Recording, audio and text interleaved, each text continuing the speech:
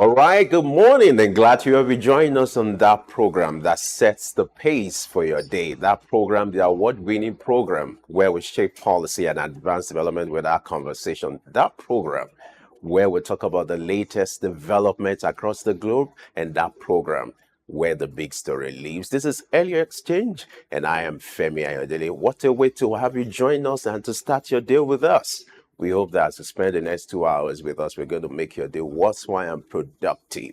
Today, we're going to set the ball rolling with our conversation, even though we don't like to be a bearer of bad news, but the conversation is going to start on the note. We're going to do a spotlight on the flood incident that happened in Maiduguri on Tuesday, where some residents have been displaced as a result of the collapse of the Alau Dam.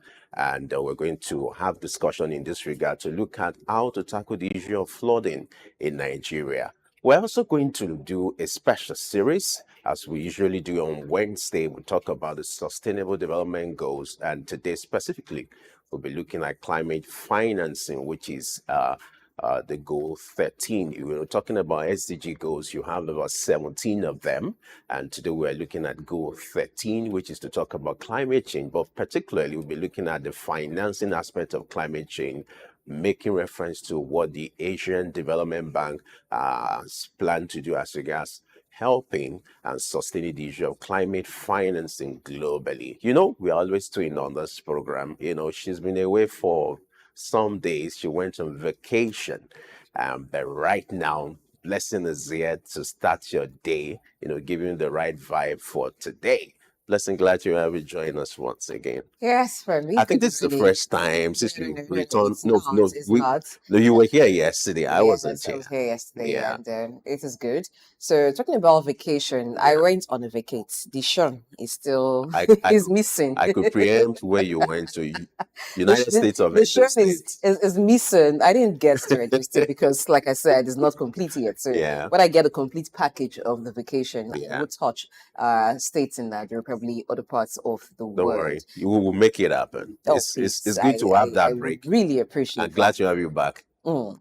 Thank you. But talking about what's been happening, development, what we do here is shape policy and advance development. Yes, some policies need to be made in order to advance development. The incident in Borno State, the one that happened yesterday, the collapse of the Allow Dam, just is heartbreaking, really. Because Maiduguri has suffered a series of misfortunes in recent time, not to mention the insurgency that's ravaged the state, displaced many of its residents. Some of them are in internally displaced persons camps Persons, yeah. across the country. And when some of them are beginning to relocate back and people think life will pick up, here comes the collapse of the dam, which has left many homeless. They had to sleep outdoors, look for a way to just find shelter for themselves. It's really a sad one. We look into what happened. And someone was making a joke, of and saying for states that's in coastal areas where you should expect that, torrential rainfall should have a more severe impact in those areas. It didn't happen, maybe states at the bank of the river Niger, a state like Anambra, and some other states it didn't happen that way. But Maiduguri, what happened there? Well, maybe we need to get some engineers look into this and also have a guest who's a development expert look into it. But of course, you can tell that that was like a disaster waiting to Yeah, happen. It exactly. just happened that the torrential rainfall made its breakdown. There may have been some signs, some signals that this dam is already holding water beyond its capacity. So, how did we let it get to the point that it had to collapse? Were there no checks to ensure that if the water in the dam is beyond its capacity, perhaps some periodic let out should be done? There are seasons in Nigeria where there is flooding and is occasioned by the release of water from the Cameroon Dam. Yeah. So what happened to having that same process happen to forestall things like this? Which is why it's important for us to talk about the story. As much as we don't like to be bearers of bad news, but this is a reality that played out yesterday. Interestingly, this dam, Alao Dam, was built in 1986. That was during the military era. That was when Sonia Basha was the president then. And it was built as a way to serve as reservoir for irrigation for farmers and, for agri purpose in that area. And so you would expect that proper attention will have been devoted to these dam. It's usually mind-boggling when this kind of incident happened, and you understand that if you follow the trend of things, this could have been prevented. Interestingly, this same incident happened, in 1994. You understand? It happened in 1994. That was like 30 years ago, where a lot of people were displaced, and it happened. So you can imagine something happened 30 years Yes, ago. that's 3 What decades lessons ago. have we learned, over the years? And 30 years after, the same thing is happening.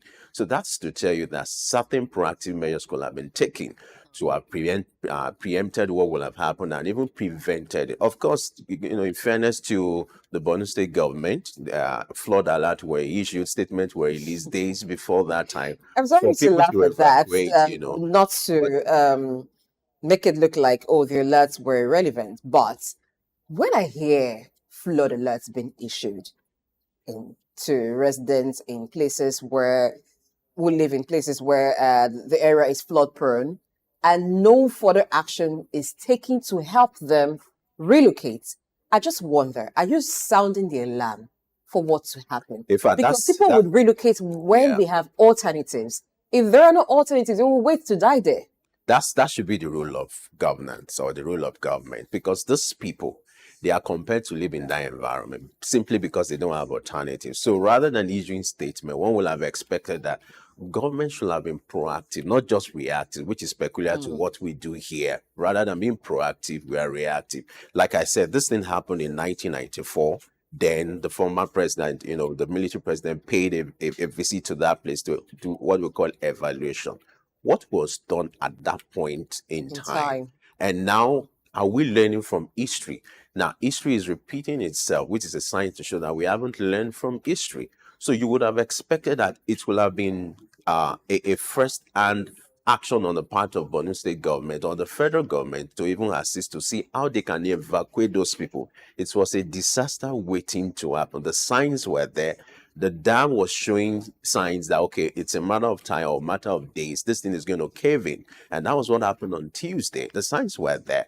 So it will have been a way to offer assistance to this resident to relocate them to a particular place, maybe a camp or like a relief camp, whereby after some days they can be relocated back to their, initial habitat. So, but this boils down to approach to tackling issue, to emergencies where instead of being proactive, we are just reactive. And that's why it's important for us to talk about it, to see how we can shape policy. And the sad note is also that some areas have been submerged. Even the palace of the emir of Borno is also being submerged, and some other houses, Even zoo and correctional facilities. So it's really a disaster. Yeah. So if wildlife is not spared in this, even after the water recedes, it's still going to be a problem that will be handled or they'll have to face for years. We're talking about animals going extinct. If you visit some of the zoos, they do not have as much animals as they should have. So the ones that are in the Maiduguri Zoo now looking for where to find safety, some may go missing, some of them wild animals. You imagine the threat that is to life. And the animals too are under threat as it is. Correctional facilities, you have inmates who have to save their lives first, escape. So at the end of it all, when water recedes, you can imagine the kind of security threats that Borno will be in at that time, not to mention the economic challenges it will have. So trying to reel back from insurgency and then you have environmental disaster, how does the state come back from that? Serious issues, and a lot needs to be done.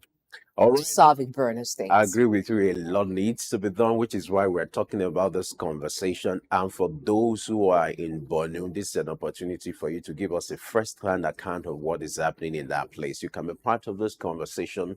All you just have to do is to join us on all our social media platforms, Facebook, X, and our YouTube page to share your account, the experience of what is happening in Borno State. All right, it's time for us to go on a short break now. We'll return in a moment to have our guest as we look at this big story for today. Stay with us. All right, glad to know you're still there with us. As always, this is Early Exchange, where we look at the big story and we shape policy. And now to our big story for today, which is to look at the flood incident in Maiduguri, Borno State. That's the northeastern part of Nigeria, for those who are not in Nigeria. That incident happened on Tuesday morning, where the Alao Dam collapsed and has flooded that region. We learned that hundreds of residents have been displaced, while the federal government and the Borno State government are doing all they can to manage the situation. We are here also to see how we can shape policy in this regard to set the narrative right to do what should be done when it comes to the issue of flooding. Joining us for this conversation, we have Dr. Idahosa Osamhanze, who is an expert when it comes to public policy and is also an in-house analyst. Glad to have you join us, Dr. Idahosa. It's been a while. Yes, it's really been a while. Very well. Great Nigeria. Yeah, Yes, I was good soup. expecting Good that. soup going, yes. Blessings, good to have you back. Yes, it's nice to see you, A Dr. lot of people Ayodele. actually were missing you. I didn't know you were this popular. Oh, really? I'm blushing. I'm I blushing. needed to explain, Now I have to explain where blessing has been. But glad to have you back. Well, it's nice to be here Yeah, to shape great. policy with Dr. Idahosa Osamhanze. All right. Back to the story. As much as we don't like to be bearers of bad news, this is just an unfortunate incident that happened Tuesday morning. What's your quick reaction to these? Because we've had this dam, according to reports, was built in 1986. And the same incident happened in 1994. That was like 30 years ago. And you have a repeat of that now. This Alao Dam is supposed to be like, a reservoir for irrigation, and it was built for agri purposes to serve people in that area so that at least they could achieve that when it comes to the issue of irrigation and for agri production. But here, it is becoming another disaster. How do you react to this news, and what do you make of the incident that trailed this development and the aftermath? Well, I think it's just natural first and foremost to sympathize with those who are victims now of this current disaster. I don't know the level of casualty at the moment, but at least, of course, we're sure that some property, especially for those who farm, would have been lost to this unfortunate incident. And I think it's one incident too many for us as a country. What it speaks to for me is our lack of preparedness for disaster management. We have a whole full ministry, really, that's supposed to be in charge of issues that we're talking about, the environment, humanitarian issues. If you have a dam that's built about 30 years, that last collapsed 30 years ago, what that suggests is also the culture of maintenance is very poor, and things that are avoidable, what we see here increasingly. It's a sad situation, but I think that people need to be more proactive in terms of thinking before things happen, not always trying to fight fire as we do right now, which is quite not cost effective, as it were, because now you're going to spend more money.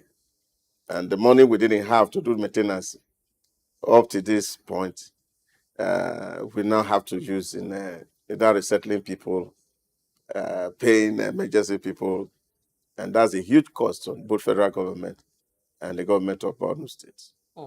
Talking about the costs to attend to this crisis, and you also mentioned that this is one incident too many, because almost every year we agree that flooding is a perennial issue, but in the way it happens in Nigeria, or in this particular case, it could have been prevented. Yeah. There are dams located in several states in Nigeria, even states that are just by the bank of the River Niger that you think are more prone to collapse. But that hasn't happened there. This happened, and this is the worst in 30 years.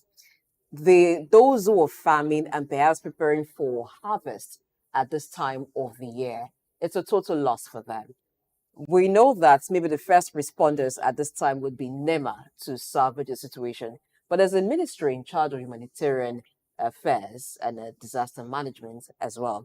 So, if we look at what should be spent now in trying to resettle those who are displaced, as compared to what should have been spent in maintaining the dam, does it look like we're penny wise and pound foolish at this time? What ministry should have been in charge of maintaining the dam? Well, I think to say whether it's penny wise or pound foolish is an understatement. Because I have opportunity most of the time to also interface with public servants from time to time because of the training that we do. I usually use the effective quadrant for them. And what we do in that case, we say, okay, you have a such budget, S budget, and then you are allowed to spend this budget on a 4-quadrant. Things urgent and important, things not urgent but important, things not urgent, not important, things not important but urgent. Now, every time I have this conversation with people in public service, they're always on quadrant 1 because everything is urgent. And I said, this is the real bane of our effectiveness. Because every time you spend money on quadrant 1, what happens is that you pay more because there's no time to negotiate. So you are fighting fire. So you have to, what you would have spent if you have planned will be like times 100. Because right now the cameras are on you and you are trying to make look good before the people.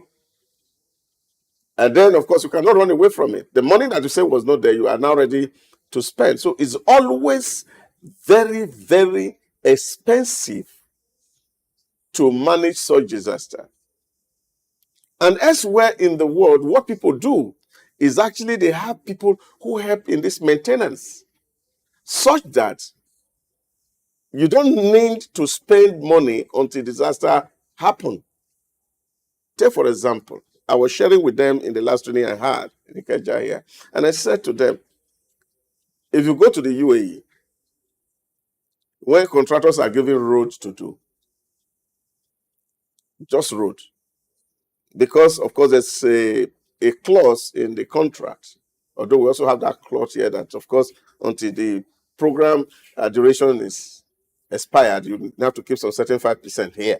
But in the UAE, it's not like that. So you have to ensure that within that period of time, that contract will not fail. So the maintenance is yours. So the government pay for it. But if it failed within that period, you refund the entire money that was spent on that project. And chances are that you'll be blacklisted from government contractor. So what are the contractors doing? They go to television station and radio station to say, if you travel on this road and you find a pothole, call this number and we will give you 100 dirham. What do you think citizens will be doing? Look for potholes. They'll be looking for pothole. They'll give a citizen pothole to look for. And so when you find a pothole, you call the number and they say, okay, come and take the picture, send it, location, everything. You come to pick your 100 dirham. In the night, they drive in there and they cover it. Government will say before daybreak. So it costs less to maintain because there are some certain people who are positioned to manage some of all these issues. But there are two things that we are confronting as a country: negligence and sabotage. There are two critical issues. Everywhere you find public infrastructure, It's either people don't care, really, what happened. Provisions even may be there to maintain, but nobody cares.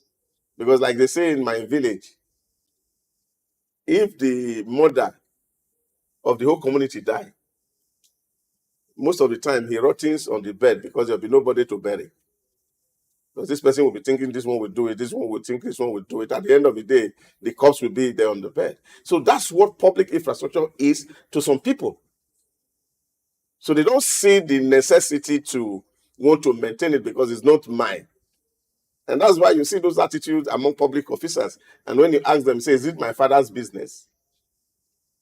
Because we have not owned it. So we create negligence. For some people, it's deliberate sabotage. And you see that even other public infrastructure like the road, where those who are hawking deliberately use diggers to go cut spots on the hole so that traffic can slow for them to sell. So you also see those sabotage. Now, those two factors are very, very present in our environment. And there's a need for those who are within those space, Ministry of Water that is creating the dam, to create a lot of sensitivity for people so that such sabotage and the net implication of what come with it, because some people also are actually ignorant of what it is. And these are the things that are destroying public infrastructure. So when we put public infrastructure in place, there's a need for us to engage with stakeholders so that they can have a buy-in into the project and even help the agency involved to maintain and support. And even there are issues, they will be able to report to the office. And this all can happen. And that is even when those in the office themselves are sincere. And then, of course, you put money here. Some people channel it to some other causes that may not be related to what's actually budgeted for. So all these sabotage, corruption, negligence, lack of patriotism are the real issue that we have to deal with as a country. And I think we must realize that this thing, when they say it's government thing, the government is all of us. It's not the executive or the legislature. The government is all of us because whatever is built by government, they use the resource of all of us.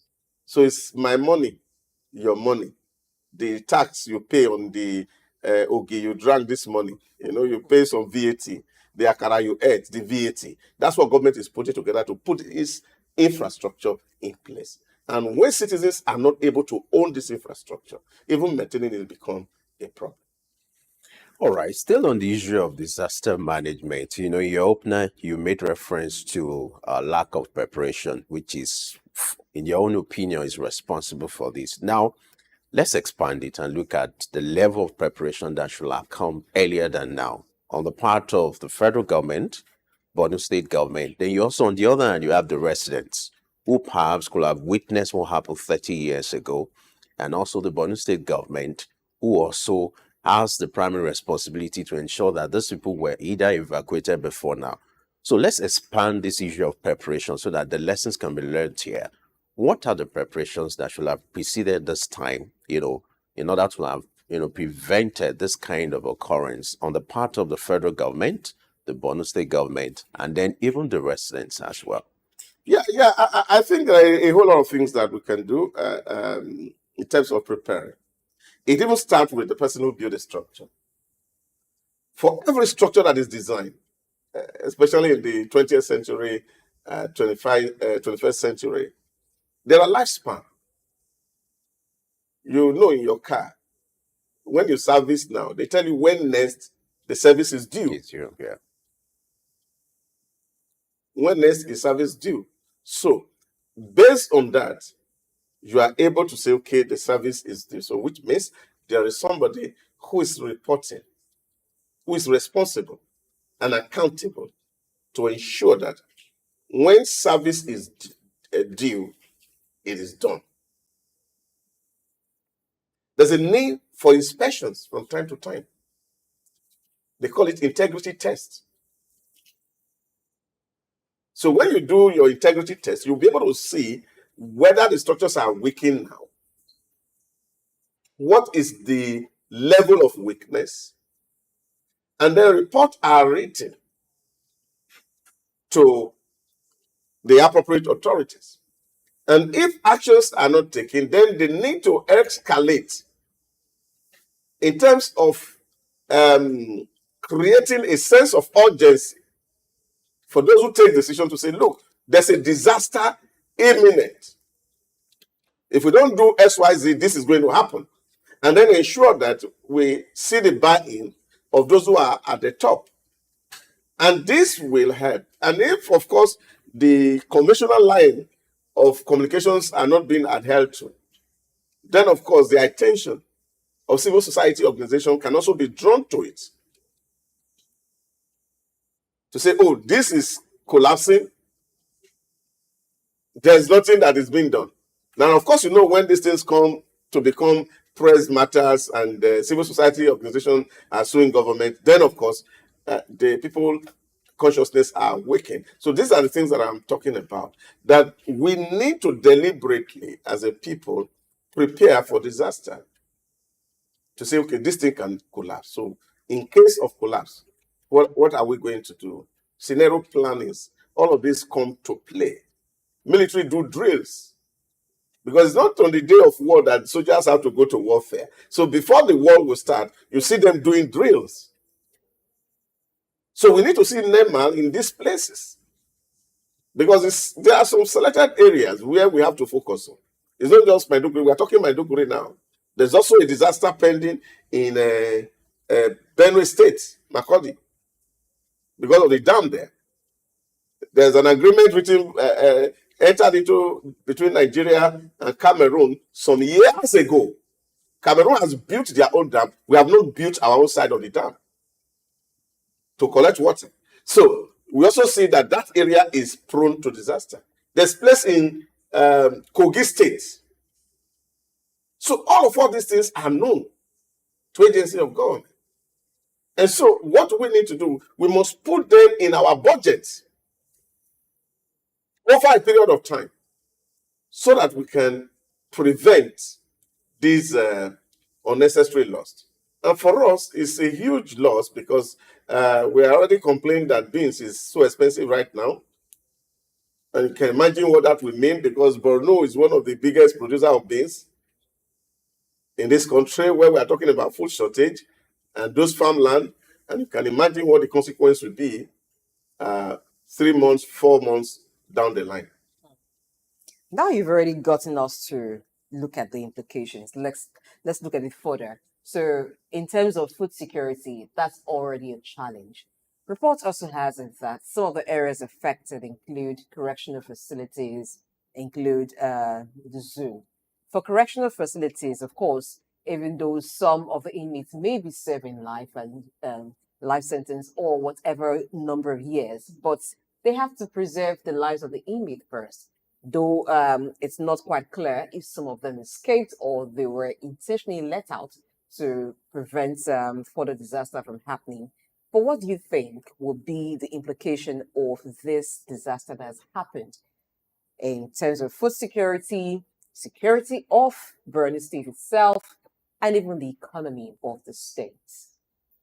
Well, I think it's a whole lot. Looking at the economy of Borno to be just quite challenging and huge. Of course, this is a nation that a state has been trying to recover from insurgency for since 2009 up to date, has consistently been challenged in terms of fiscal security.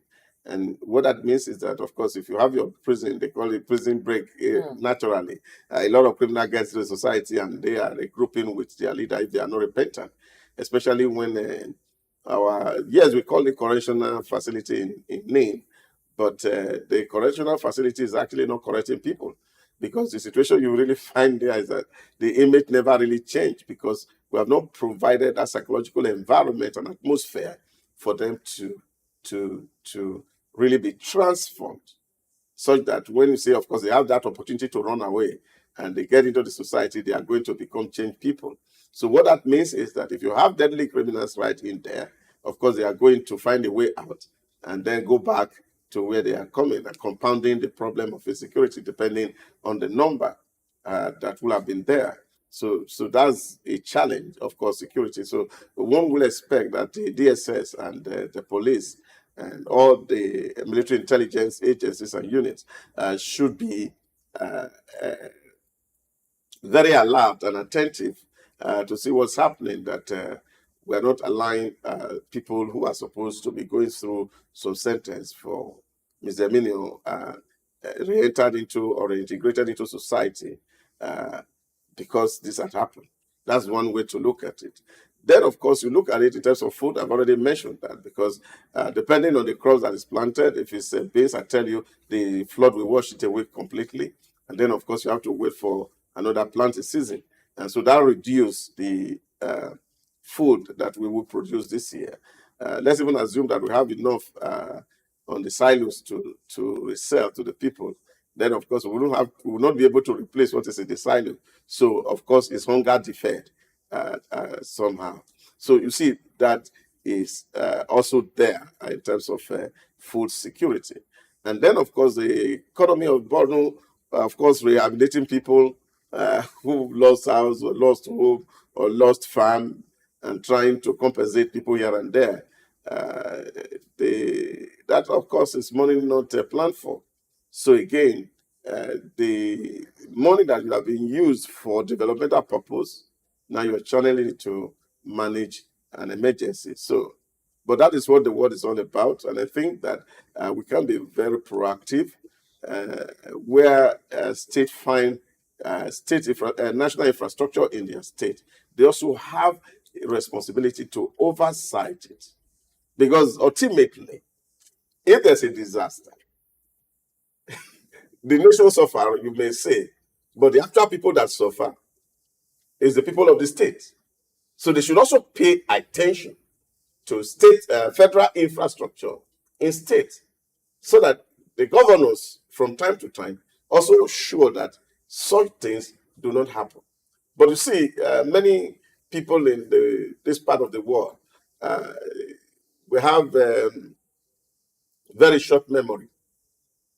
We can talk about all these disasters now, and I tell you, in another 30 years, we will not be talking about it because nobody will pay attention to it until it happens again. But I think from preparedness point of view, state must be ready and ensure that the infrastructure that are likely to create such emergency or disaster are monitored from time to time so that we don't see these huge losses that we are counting this morning.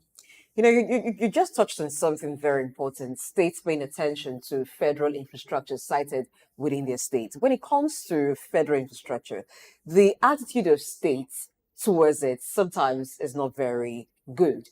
Let's take the example of roads. You have a federal road that passes through a state.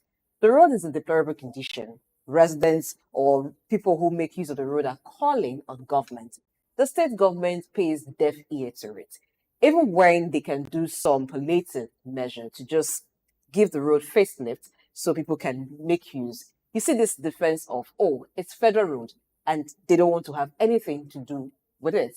It begins to claim lives until the level of damage or the level of accident that have happened on the road becomes something that people cannot quantify before the federal government comes to it. How should this happen? We know we have three tiers of government. We have the federal, the state, and the local. Shouldn't there be some harmony in maintaining, in building infrastructure? You see, I think some years ago, this same conversation has been there really, where federal government said, oh, we are handicapped state, you can actually repair our road and we pay you off.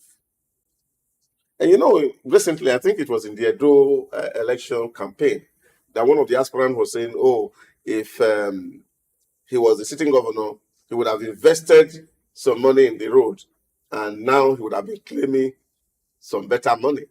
And some people say, oh, he's a thief, he wants to steal. I said, look, it's not being different, it's just a common sense. It's an investment. If state put money on federal road, and you meet with the Ministry of Work and say, this road is bad, it's for our people, you don't have budget for it, I have a budget for it. So put it on your budget. So we're going to repair this road. I'm looking at how many years it's going to take federal government to be able to pay me back. I put the cost of fund as part of the contract. So if I spend 10 million, for example, to fix the road, I say the cost of this contract is 10 million. The cost of this money that I'm putting in here is 20%. So if you are going to reimburse me, you are not going to pay me 10 million. You are going to pay me 10 million plus 20%, which is the cost of fund, because it's like a borrowed fund to federal government. So people didn't see it that way. They saw that it was 419. No, it's not 419. It's just business sense. That if I'm investing in your infrastructure and I'm helping you to invest in it, I'm not a Father Christmas. You have not given me excess money. So I only get what is due to me and the little I make from the state. So if I fix it, I can charge you cost of fund, which is my profit. So state really could see it as investment. And over time, amortize it from the federal government's account. And then they are home and dry with some extra money as a kind of investment. If 20% you put it in bank, you won't see it. But you can put it on that infrastructure and you get it back. And then, of course, aside getting it back, you also have the praise of your people, which, of course, could be some electoral value. So I think this really can be exploited. But you see, the problem which we have is that there's always over politicization of everything around us.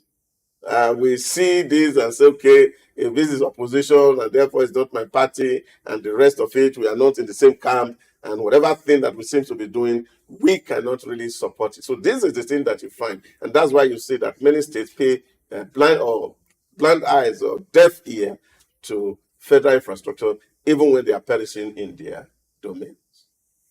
Now, let's talk about the plight of victims, who are being displaced now. They're in the eye of the storm. As much as we are trying to lay on the table what should be the responsibility of the state government, that of the federal government, let's look at the kind of support that should be given to the victims now. Those who they've lost their valuables, their assets, their buildings.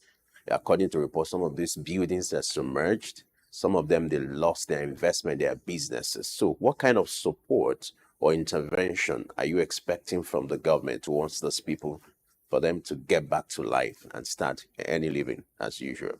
Yeah, there are two sides to it. Government role really is to, first of all, evacuate these people from disaster. I remember, I think it was about 4 years ago when there was this typhoon in the US. What happened that there was a school that was attacked. The government sent in helicopters to evacuate the students, put them in a hotel for a while until they clear up the entire space and then they come back to school. But you see, the role of insurance in some of all these things cannot be overstated. And this is where really NACO needs to be up and doing. That we have to insure our farms, we have to insure our buildings, especially when they are in disaster-prone environment. Then you may be able to pay high premium on some of all these things. So in case it happens, the government is not able to build a new house for you, it's not going to be possible. Then, of course, you can make that claim on insurance to resettle. And I think that's what people are doing all across the globe. And say, if you put a ship on the sea and your goods are there and they are imported, you buy insurance so that in case there's disaster in the water, you recoup whatever investment you have gotten from the insured value. So these are things that we must have to embrace as a people. Because as it is, whether we like it or not, I don't know how many houses government is going to build that is going to accommodate people. That would be just quite really expensive. But if government also have to now depend on resource, I don't know how many hotels, for example, are in Borno State and the number of victims that are involved to keep them in a decent environment to live. This is a real huge challenge, and I think government must also try as much as possible.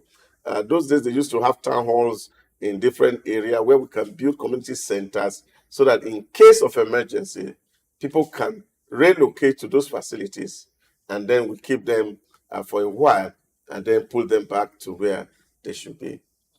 We seem to be doing maybe like a stopgap thing, or when it happens, so we relocate the victims, or government relocates the victims of flood disaster to maybe a primary school or to some place. And there have always been talks of building a camp, sort of, that would be shelter when things like this happen. But we never actually see it being built in all the states that have been affected from anytime there is disaster like this. It's always been a talk. Oh, we would have this happen, but it never gets to happen. Now that the situation is like this in Maiduguri, we have over 323 dams spread across Nigeria, and many of them spanning decades, some built in 1969, 1978, 1986. What then should be the approach to salvage or for store situations like this happening? What policies should we be making? We should be thinking of doing more in terms of development, not trying to rebuild a collapsed dam. For the ones that are yet to collapse, you've mentioned that of Benue State, which looks like a disaster waiting to happen. So what should happen to the 323 dams spread across Nigeria at this point? What policies should the government be making or actually implementing to ensure that even if it's not dams, but for other infrastructures, for other areas of life, we don't wait for people to lose lives, wait for them to lose properties before we begin to take action. There are ministries that have oversight functions over these things. What is their responsibility? Who's calling them to account? Yeah, but I think that's an earlier point that I have made. And I think it's like a cultural thing for us. People don't really pay attention to maintenance. So we wake up first thing in the morning, we jump into the car, we start running the engine. We don't bother to check whether the water is short or the engine oil is short. And you just zoom off because you're in a hurry. So that's like a cultural thing. But the right thing to do every morning, you wake up, before you start running your engine, you have to look at the water level, you have to look at the oil level, and be sure that everything, the tires are fine and they have appropriate pressure before you start the engine to run. But unfortunately, what we do is we just jump into the car and off we go. Maybe we're in a hurry to catch up with something. So we don't pay attention to maintenance until you get to some point and then the engine is cranking, then you are looking for a mechanic. So this is a problem, and I think it's a cultural thing that we deliberately must learn as a people to embrace and maintain things that we owe. It is cheaper to maintain than to replace. It's cheaper. So when we maintain things, they happen. You go to other places across the globe, you are seeing infrastructure that are built over 300 years, 200 years. They are still running because people are maintaining it. So that's what we need to do. It's not always building something new. That's my perspective. So once all of us as a people, I'm not talking just one person now, because it's not just government, because we see this across successive government. Like I said to people, if from 1960 to today we have independence, I'll be having the same attitude of people governing us, then it's like a sampling of all of us. It means that's how all of us are in terms of the way we think, in terms of our orientation. So we need deliberately to embrace the culture to maintain things and ensure that before things are broken down, we fix it. But it's going to be very difficult, really, building facilities, as you mentioned, for such disaster. And you can imagine 300 facilities in different parts of the nation. Where's the budget going to come? When consistently we have been running a deficit budget, that means that most of the years now, all the government budget hugely is borrowed. And I don't think that anybody is going to borrow to go and tie down in this kind of a project. But money will come eventually at this point to solve the Yeah, situation. but of If course, it happens in any other parts of the country, money also would come. yeah, but because we are fatalistic, we just believe and say, God, we don't let it happen.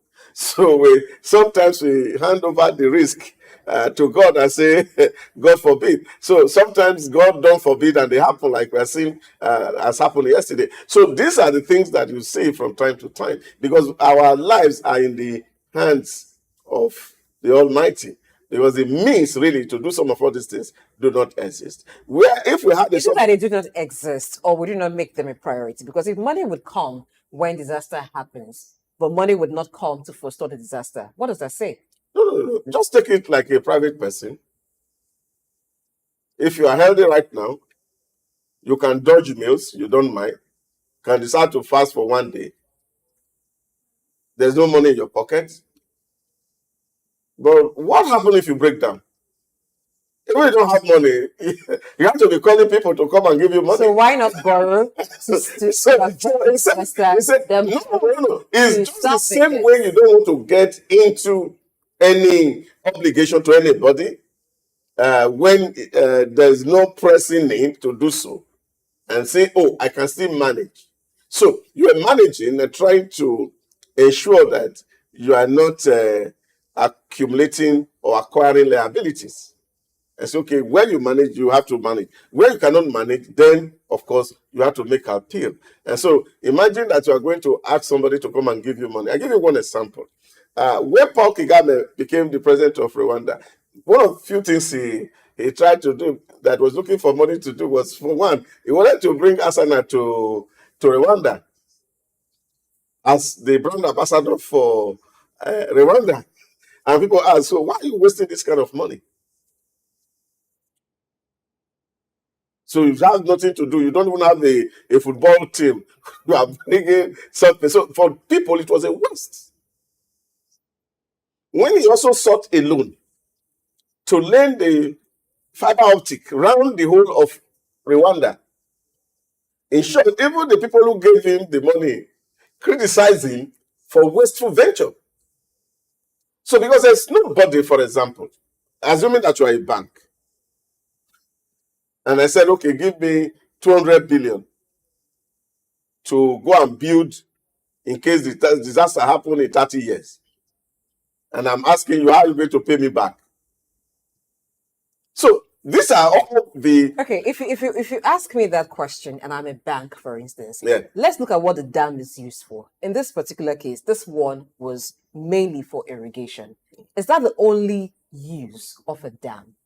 The reason why money cannot be recouped from such infrastructure, is it not because it's limited use? No, If it was perhaps used. if it's a revenue center, it's easier. So why For a bank, not also make it a revenue center? Yeah, but that's what a lot of people are talking about, especially the commercialization of our body of waters. Because elsewhere in the globe, people don't just use water free. If you enter a home, for example, in UK, you have to be conscious how you use water. You don't have the luxury of bathing 2 times in a day. Some people 1 time in a week because you pay for the water. But here in our environment, water is free. And so we use it. So even this irrigation, people have to pay for it. So government is investing because it's a cost center. And so because it's a cost center, it will be difficult for you to actually raise revenue or raise a loan facility to fund it. But if it's a revenue center, even the one that are revenue center, people are not even funding because of the mismanagement that is. But you're where you have budget for emergencies, the so-called security, votes, where for things like this, you take care of it. So where is that place of those budgeting that goes for emergencies? They should take care of things like this naturally. You see, as I laughed, I just finished training for the office for the Auditor General of Federation in partnership with Public Accounts Committee of the House of Representatives in Nigeria. And one of the issues that we consistently talked about in the area of auditing, I said, this money you are talking about for them is like an ATM that is waiting. The money that are put there, really, they don't put it there because they are expecting that it happened. You see that when every other place dry up, you quickly go there and take the money. So Even their mentality of doing the budgeting, especially when you have this envelope system that MDAs are working with. So you bring a budget of, say, okay, to build this building, you are going to build it in 5 years, and the cost is about $1 billion. That's what you propose in the budget. And now the budget goes to the National Assembly, and they look at it and they say, oh, this money is too big. So when you're asking for $1 billion US to do this building, National Assembly say, oh, what we can approve for you is $200 million. So you already have a shortfall of about 800 million. You get it. Now, that 200 that's even put there is not that you are guaranteed of receiving the 200. So the office of the Accountant General gives you an envelope maybe every quarter. And in that envelope, maybe it is 10 million that is there, or it's 20 million that is there. So it's what that thing can do that you will use. So that's why people say, really, if you follow Osamhanze, where was governor of Rivers State, keeps saying that the budgeting system of Nigeria will not make development to happen, because you find a situation where MDAs are running on envelopes. So they don't even have the money as at it is now. So you see, this is the month of September. Maybe many of them just started to assess the budget of 2024. So these are the weaknesses in the deficit budget that we run. And this will not make it really possible for government to really put hand somewhere and pull out money to do some of these social services that are cost center but not revenue generating. Let me point your attention to another flood alert issued by the federal government a few days ago, where the federal government predicted there's going to be 5-day heavy rainfall, which is going to lead to severe flooding in 21 states. And about 7 states are being identified that might likely be severely affected. You have Benue, Kogi, Anambra, Delta, Imo, Rivers, and Bayelsa states. Now, this is another flood alert coming, where the federal government is predicting, like you said earlier, I'm hoping we won't say God forbid. So what should be done? We're talking about national scale. This is just not about Borno State or Maiduguri. Yeah. This is on the national 21 states. That's not going to be a joke.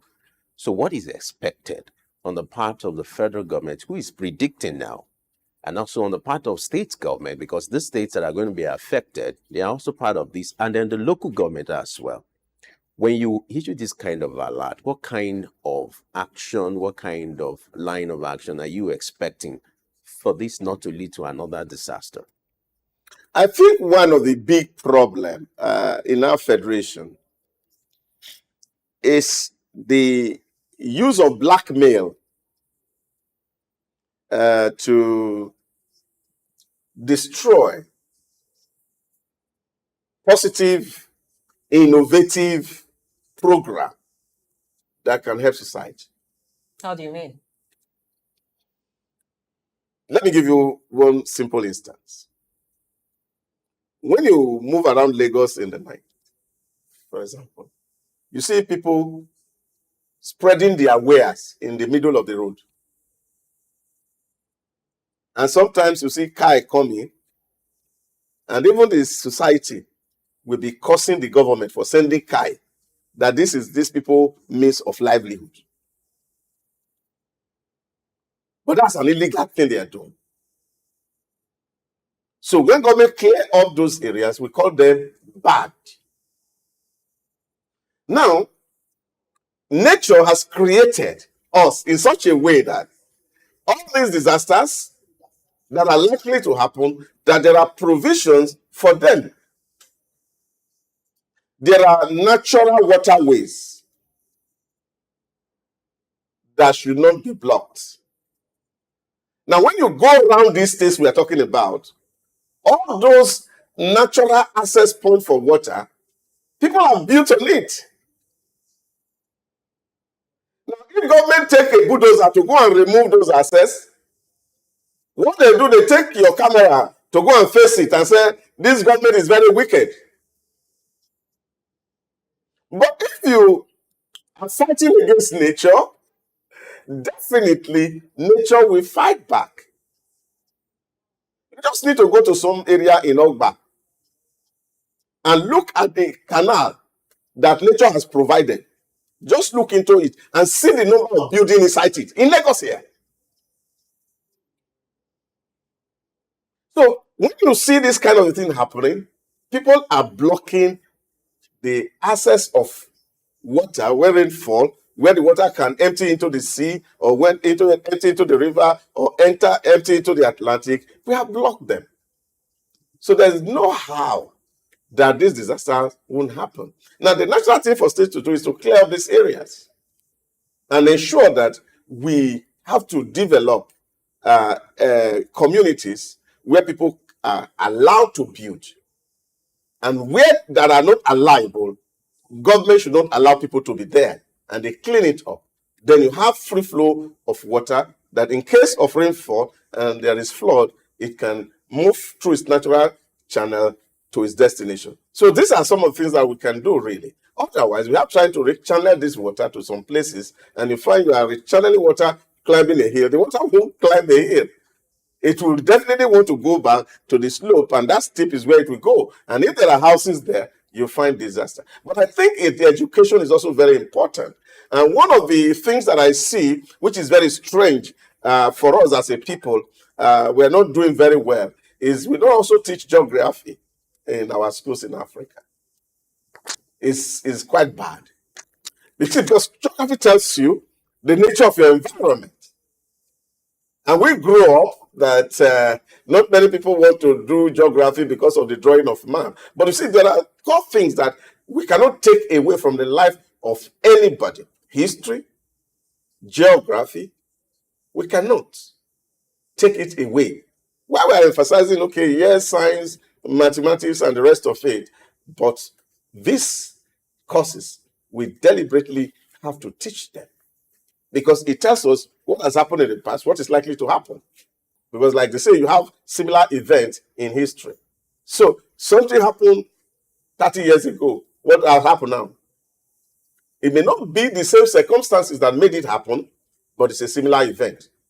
So where people say history repeats itself, history necessarily does not repeat itself. It's just that we have similar events in history. So when people study this narrative, then we are able to prepare our heart to respond when such disasters happen. So my take is that state government must clear up all water arteries where people are blocking, and so that when there's flooding, there'll be free flow or free movement of water. And I have actually been advocating that right now, this is the high time for Nigeria to start to stop what we call this horizontal development, that we should begin to embark on vertical development, such a way that we are investing in real estate, that we are no longer building one bungalow houses, and we are building houses that is able to accommodate 500 people, 600 people, 1,000 people in one spot.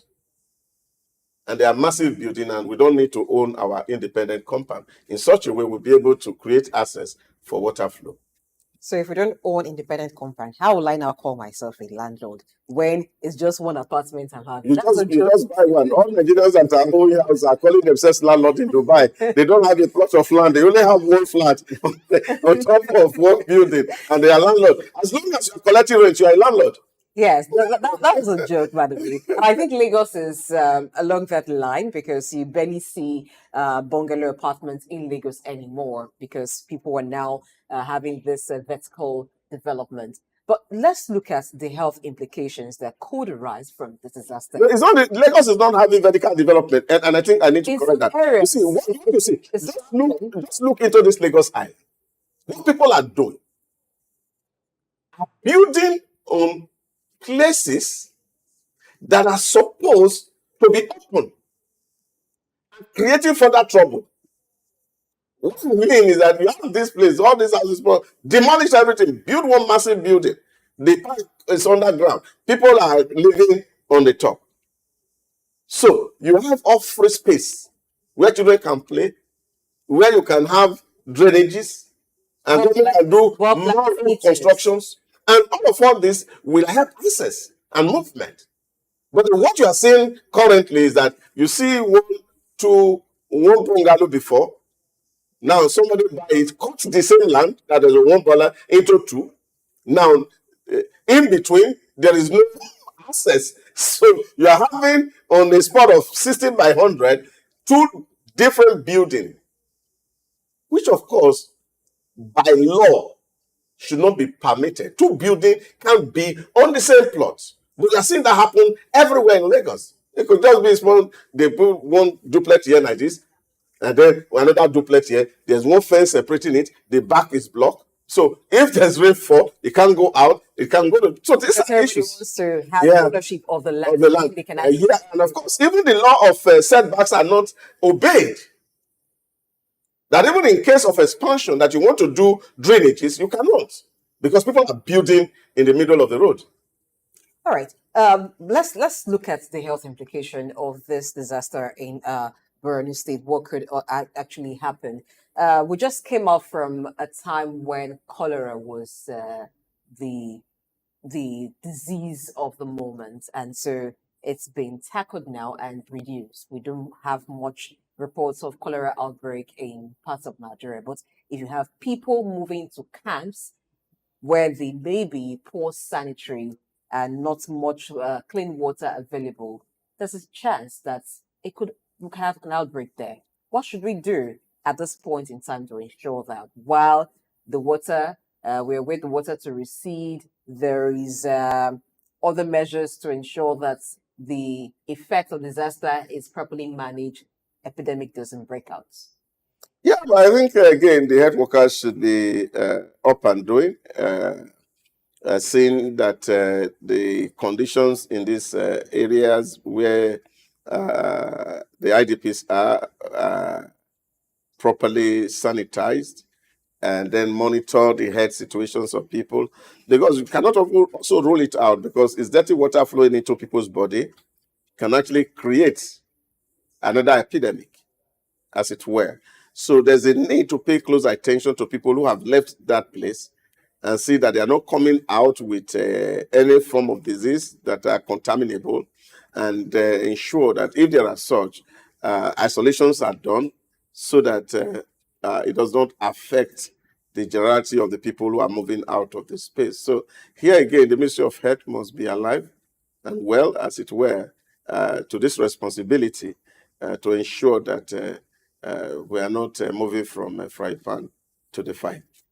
All right, with that soundbite from our wise man, we just have to wrap up this conversation. And I hope we're not going to move from, frying pan to fire. It won't happen. You will say, God forbid. God forbid. That's important. All right, let's hope that the right thing will be done and then Nigeria will be better for it. Just like you often say, good Nigeria. And we'll have that good Nigeria. We must thank you, Dr. Idahosa Osamhanze, for spending time with us on Elexing this morning. It's my prayer, and I know that in my lifetime I will see a good Nigeria, a great Africa emerge, and all of us will have been sufficiently enlightened to do what is right. And when we do what is right, definitely, like the scripture says, righteousness exalts a nation, and we will be all exalted. Thank you for having me this I'm morning. tempted to bring the offering back, but I think we need to get a break. I'm also tempted to say, preach it, Pastor.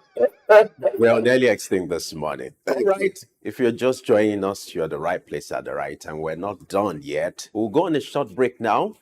When we return, we'll talk about climate financing as regards eating the target for 2030. And that'll take place after the short break. Stay with us. So looking at what has happened in Borno State, Maiduguri to be precise, let's look globally now at climate action and climate fund, because on Wednesdays we'll take a critical look at sustainable development goals, and number 13 of the 17 Sustainable Development Goals of the United Nations talks about climate action and climate fund. Because of how our world is changing, the environment is changing, climate is changing, several actions need to be taken, and these actions must be urgent to combat the effect of climate change. Money has to be committed to it as well. Nothing will work really without money going into it. And so this morning, Sam Orovwuje, who is a policy expert, will be looking at the issues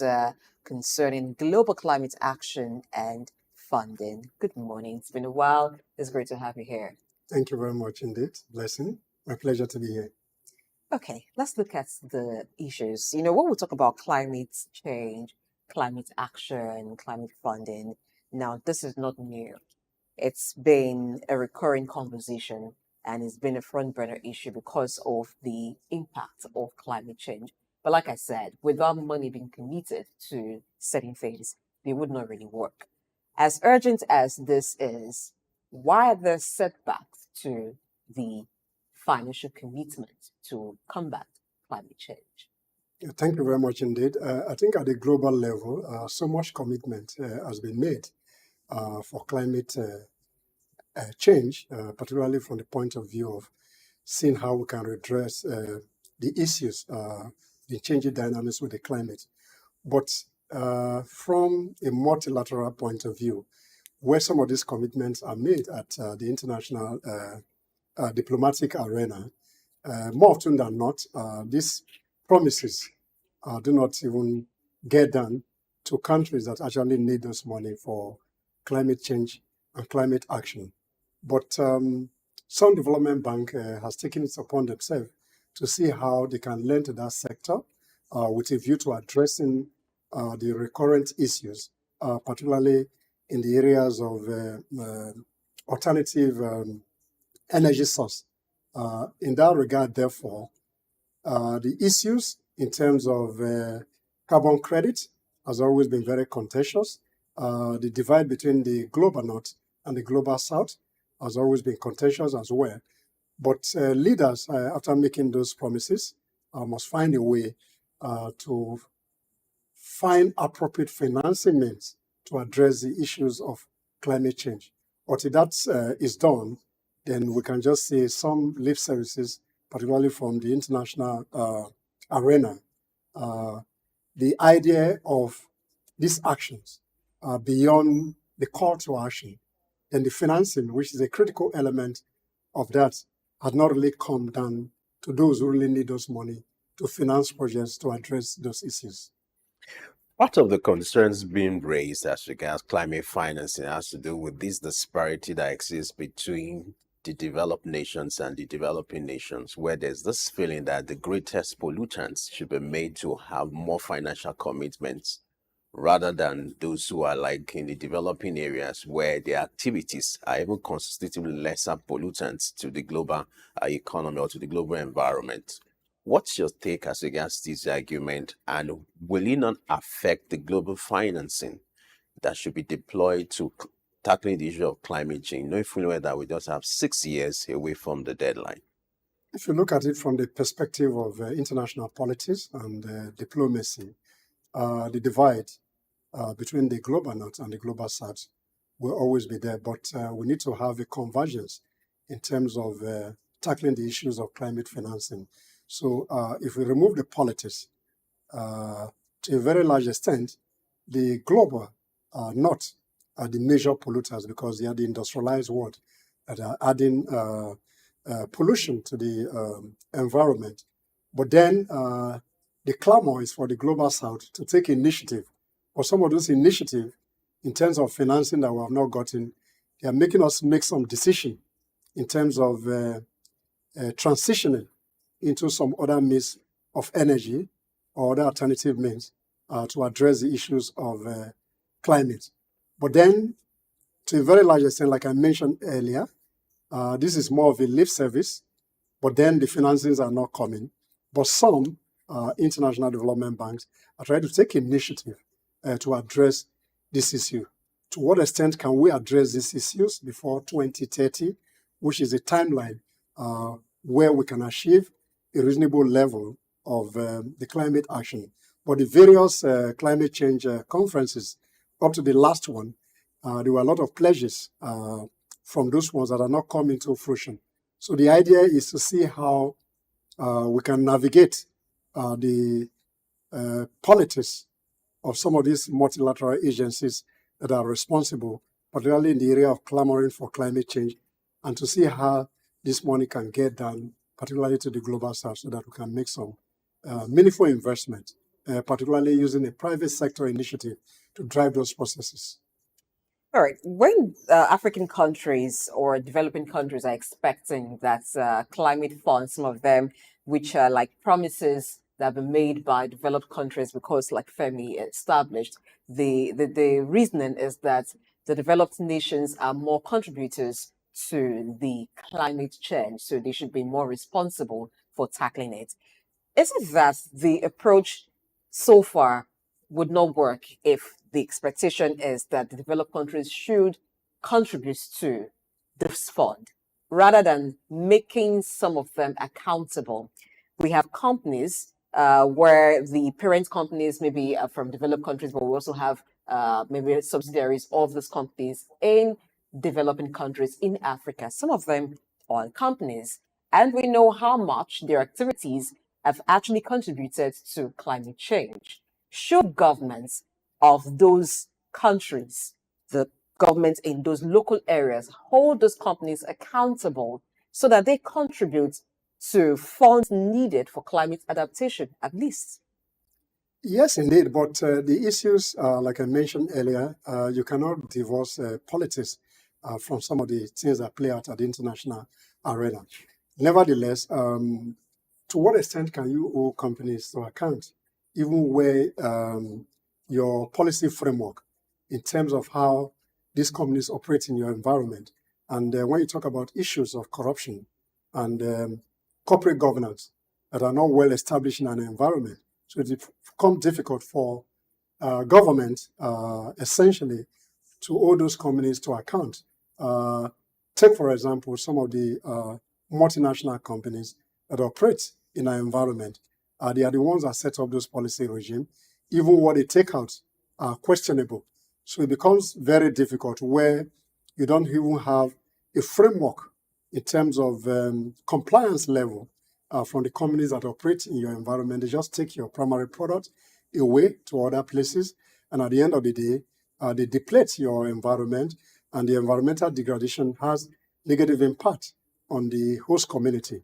So therefore, we must strike a balance even where we put those policy framework. For example, the Nigerian government has a policy initiative to tackle climate change. But those policy framework, to what extent the regulatory agency are able to put these companies in check? So, and that's why I talked about the international politics of some of the multinational enterprises that operate in the global south. So it will get to a level where we're able to play fairly at the global arena before some of these issues can be addressed. But nevertheless, some development banks, even the African Development Bank, has put some initiative in place in terms of lending portfolios that can address those issues. It appears to me that this international politics is also eroding the kind of cohesion and unity that should come into this kind of climatic actions. Now, let's make reference to what is playing out between the US and China. You know, at a recent meeting, which was held as recent as last week, whereby the representatives said they will need to, narrow down their rift for them to be able to achieve a point as regards the needed collaboration on this issue of climate financing. Let me quote what one of the representatives said, notwithstanding some friction in our bilateral relationship, we can find places to collaborate for the good of our people and of our climate. Now, this brings to the question, the kind of collaboration that should exist between nations in order to be able to achieve the right targets provided for this issue of climate financing and even the goals specified under this goal 13. Now, what kind of collaboration should exist?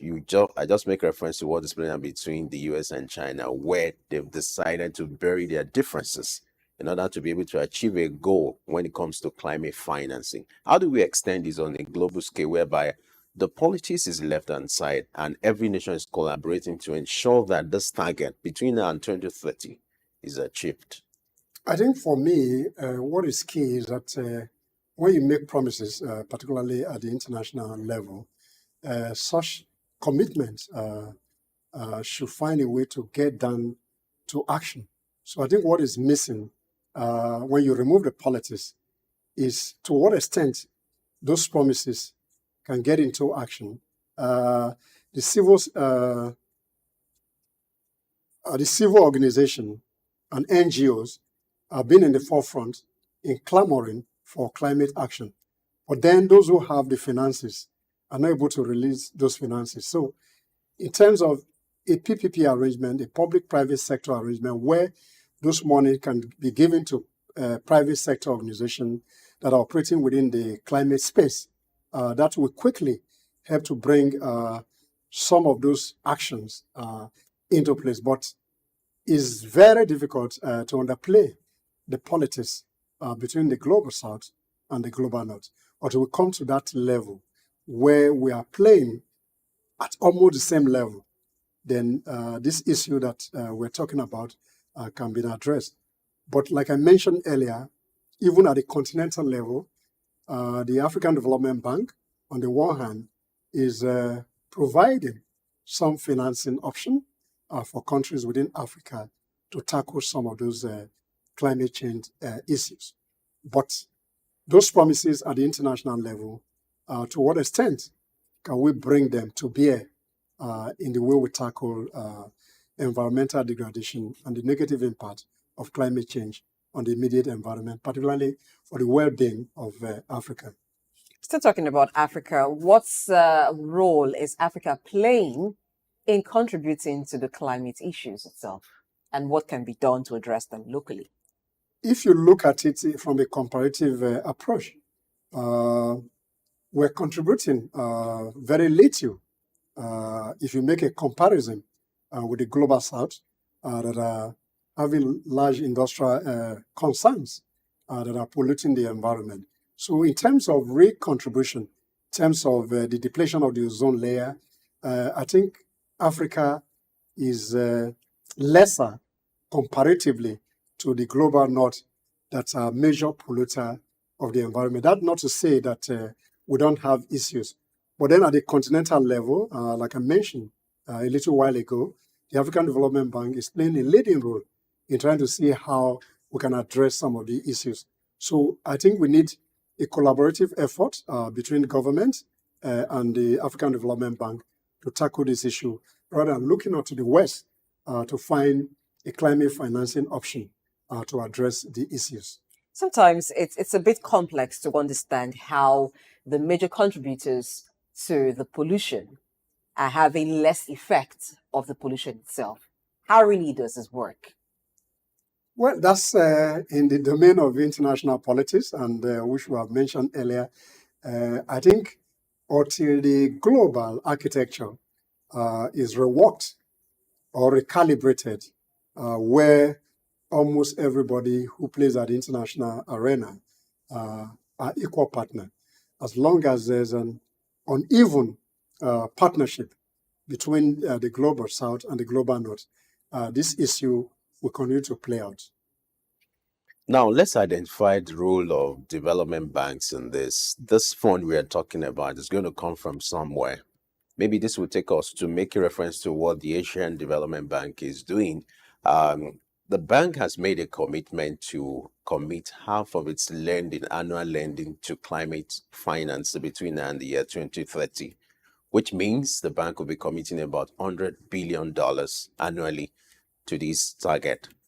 How should this be a benchmark for other development banks, and what will be the impact of this kind of investment towards achieving this goal?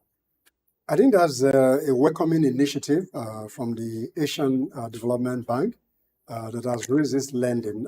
Currently, they're doing about 35% of its lending portfolio to climate change related financing option.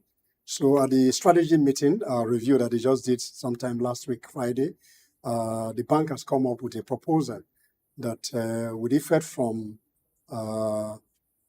this year, from 2019 portfolio that they had, they are going to upscale it to 50% of their lending to climate change-related financing option. I think this is welcome development. The Asian, particularly the Pacific region, are very vulnerable to the climate change action. So this new initiative of raising the lending portfolio of the bank to about 50% of its lending, entire lending to a climate change action is welcoming. And I think this will motivate some other regional player to upscale their lending ratios vis-a-vis what they put for climate change. And I think it's a welcome development for the African Development Bank that has that initiative already to see how they kind of scale the percentage of its lending portfolio vis-a-vis other development lending criteria that they've already put in place so that we can have a meaningful result in terms of public-private partnership relationship that can drive the process to address those climate change. So the Asian Development Bank new initiative of $100 billion over a period of from 2019 to 2030 may be a wake-up call to other regional players to upscale their lending portfolio. All right. When we talk about development banks committing funds to address climate issues, sometimes the focus around here or in Nigeria seems to be renewable energy and the likes. Are there other areas that some of those funds can be committed that could even attract private sector investments?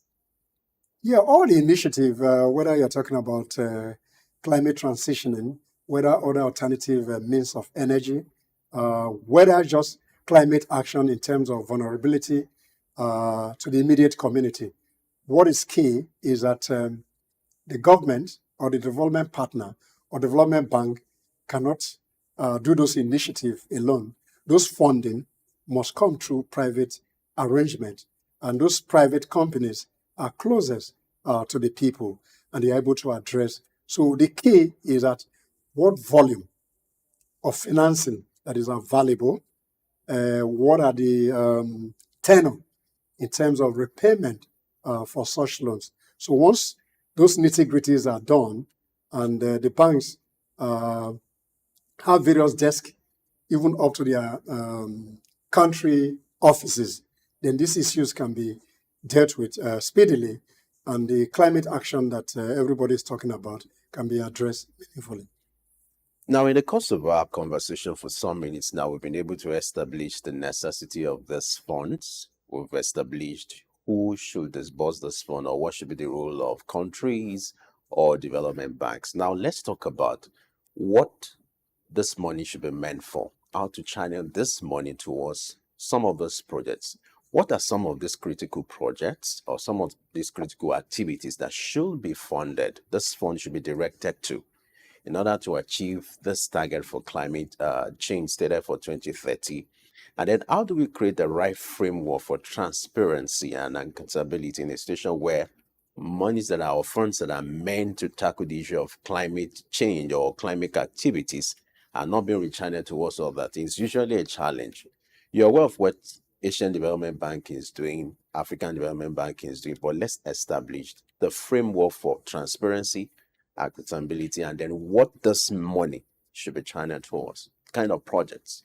I think for the monies that goes into private sector initiative, particularly from the development bank, they have a transparency framework. Those development banks already have their ecosystem, how they operate.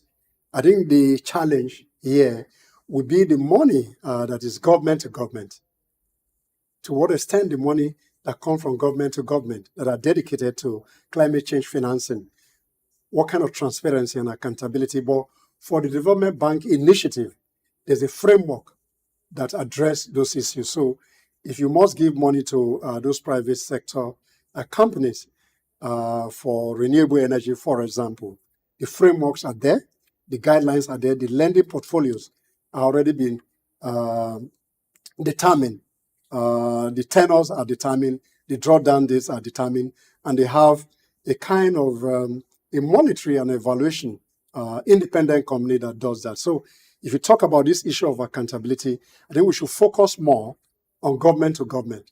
That's, for example, the ones that come from the UN Climate and Environment Unit to Ministry of Environment, for example, to support some climate change initiative.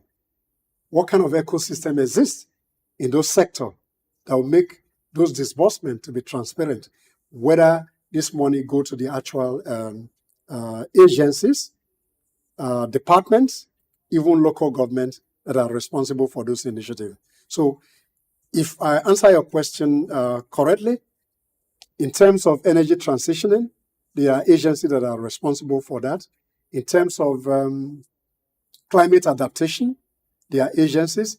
In terms of order that deals with vulnerability of communities, particularly in the coastlines and all that, there are specific agencies that handle that. So in terms of transparency, we should talk more about government-to-government business. But development bank to private sector initiative, I think the ecosystems are well established. The frameworks are always explained. Though the enabling laws that are derived from the UNs are already domiciled or domesticated within the laws of the country. But to what extent do the operators within that sector use some of these instruments to tackle climate change? I was expecting you also address what to channel the money into, the activities, the projects, What are your recommendations? No, like I mentioned earlier, trying to answer your question, there are that are dedicated to energy transitioning. So alternative means of energy. There are funding. There's a funding portfolio that addresses. When you talk about coastal erosion, there are funding mechanisms that are. If you talk about rural electrification, there are funding mechanisms that are already in place. So to that extent, therefore, each of these framework, government must be responsible in terms of driving a private sector initiative. Then the money that comes to government coffers to address these issues must be addressed to those specific instruments to tackle climate action. So when you talk about adaptation, you must dedicate if you talk about resilience, you must dedicate the money. If you talk about mitigation, you must address those issues. So there's an ecosystem, a framework that addresses those issues. To what extent that the government is responsible in addressing the core areas within the climate resilience framework. Then once that is done, then each money that goes to each of those framework will get to the right places. Let's look at cooperation within Africa to handle climate change issue and also to hold the developed countries to their promises. What kind of cooperation do we need? We saw how the West was able to introduce carbon credits and how it's working. In Africa, what kind of cooperation, what kind of policies should the continent have? The carbon credit is a universal concept. Or is it really working in Africa? Some countries are already doing that, and I think Rwanda has some ecosystem that supports that a robust framework that addresses that. So what we should be talking about, to what extent can we scale up some of this instrument so that we can get this desirable result from that instrument. So the instruments are there, but in terms of practice in Africa, how are we using those framework to drive the process? How are we using the multinational corporations in terms of their corporate social responsibility? What kind of framework for environmental sustainability framework that those companies and those who are responsible, the agencies that are responsible, are able to deal with that? And once they are inflection into the immediate environment, then people should be punished, and all the instruments that you have as a government should be used in a way that people who are polluting the environment will suffer for that damage that is done to the environment. Now let's come back to our immediate constituency, which is Nigeria. Let's redirect this conversation to what is playing out in the Nigerian landscape or the ecosystem here. How will you assess the level of commitment to climate financing in Nigeria? What level are we? And what are the critical steps that government or private entities in collaboration needs to take to ensure that Nigeria is not just behind in this action as regards climate financing? I think number one, for government, the government should be more transparent. First of all, what level are we? What's your assessment? No, I'm trying The to lay a commitment- background before I make that commitment. Yeah. Number one, there are already government-to-government financing option from the UN multilateral level to government. So they are funds that exist within the Ministry of Environment and other agency within that climate change ecosystem. So they need to be transparent so that people can access those funding so that they can correct that. So in terms of preparedness, their relationship between the UN Department of Environment, UNEP. So those issues must, for example, let's take the Ogoni cleanup. A budget from the international, in addition to Shell, that devastated that environment. Yes, a fund but now the Ogoni cleanup in the last how many years has not come to its fruition.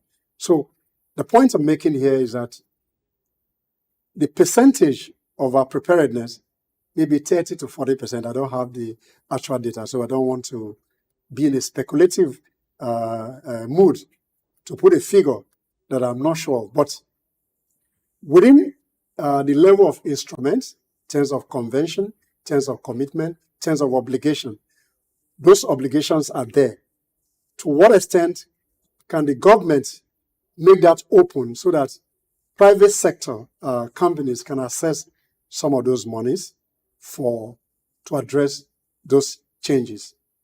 The Ministry of Environment in particular, what kind of education are they providing to citizens to even sustain a clean environment so that we don't even get to a level where we often look for funding from external? Then the banks should be encouraged as well to have climate change financing desk where some private sector companies that are player in the industry can have some level of funding so that they can address that issue. All right. In Nigeria, it seems like when you say climate change, some persons are in denial of the reality of this and how it affects even economic life. We have places in the north that the lands there have become deserts and no longer fertile for agricultural purposes.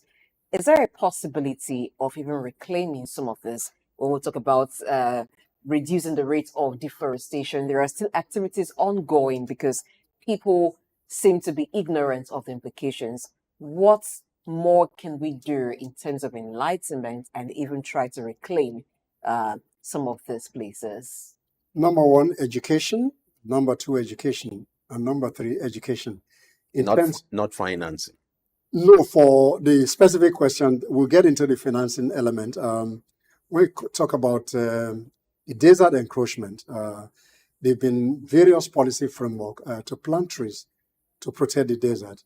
Even if you look at the coastline, the level of erosion of the coastline, there are some communities in Niger Delta that has been wiped out in the last 10 years due to coastal erosion.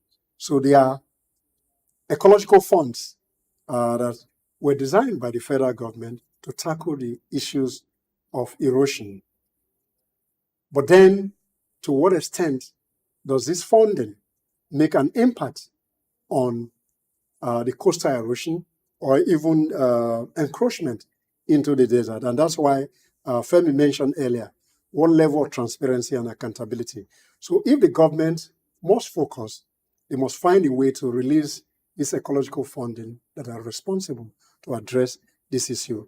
On the other hand, we must provide education that if we don't find a way to replenish the environment, then our livelihood, our well-being will be challenged. And at the end of the day, as human, we'll suffer so much. And this has impacted so much communities that are vulnerable, particularly those coastal areas that are close. And the impact of climate change is being felt by everybody. So we need to play responsibly as citizens, and government must be accountable to its citizens in terms of the mechanism that is put in place to sustain the environment. Now, in terms of scale of preference for Nigeria, which one do you think should come first, education or financing? I think it should be a mix of all so that we can have a desirable result in terms of. But if you need to consider a starting point, looking at where Nigeria is. No, I think it's just a mix. A mix of the two? Yeah, a mix. As you're providing education to sustain the environment, then you should provide some financing that will mitigate the negative impact of climate change on the environment as well and the community, because the well-being and the sustenance of the people is endangered as a result of the climate change. And if you don't address them simultaneously, then there will be a bigger danger in terms of the negative impact it will have on citizens.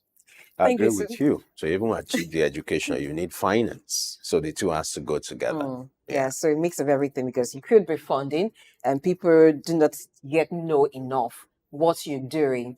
They could just be sabotaging the efforts of governments. Thank you so much, Sam Orovwuje, for being here today. Thank you, my pleasure.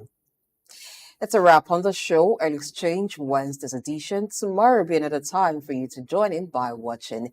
And you can follow us on our social media platforms at SOUQ News TV on Facebook, Instagram, and X. Leave a comment. Tell us what you think of the discussion today. You can expand it by sharing your own thoughts.